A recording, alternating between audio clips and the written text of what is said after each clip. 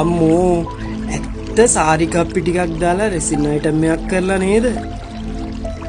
ඔව් දාන්න එහෙම එපා නඩු ළමයි හොඳේ. ලංකාවේ රෙසින් අයිටම් අතර නොදැක්ක වැඩක් කරන්න මට ඕන වුණා.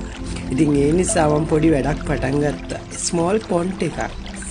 ඉතින් ස්මෝල් පොන්ට් concept එකට අනුව මම මෙන්න මේ ආකාරයෙන් ජලාශයක් හැදුවා.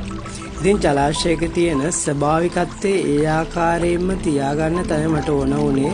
මම ඒ ආකාරයෙන්ම කලර් කම්බිනේෂන් කරලා ලෝටස් ෆ්ලවර් ඇඩ් කරලා ඒවැය තියෙන අන්ෂූටි මල් ඒ කියන්නේ මල් පොහොට්ටු ඉස්මතු වන ආකාරයට ඒ කියන්නේ සයිඩ් එකෙන් බැලුවොත් අපිට ඒ මල් පිපිලා එනවා ඒ වගේ පිපිච්ච මල් තියෙනවා ඒ ආකාරයේ වැඩක් කරන් තමයි මට ඕන උනේ. ඉතින් මම මේ වැඩේ මෙන්න මේ ආකාරයෙන් සිද්ධ කරා. ඉතින් ඔයාලටත් ස්මෝල් පොන්ට් එකක් හරි ඒ වගේම ලොකු ටේබල් එකක මේ වගේ අයිටම් එකක් හරි කරගන්න ඕන නම් ඒ වගේම ඔයාලගේ ආදරණීයන් සඳහා අලුතින් ෆොටෝ එකක් ඇඩ් කරලා හරි මේ වගේ පොන්ට් එක ඔයාලට කැමතිම concept එකකට මේ වගේ රෙසින් අයිටම් එකක් කරගන්න අවශ්‍ය නම් මට අනිවාර්යයෙන්ම මැසේජ් එකක් දාන්න. මගේ නම්බර් එක බයෝ එකේ තියෙනවා.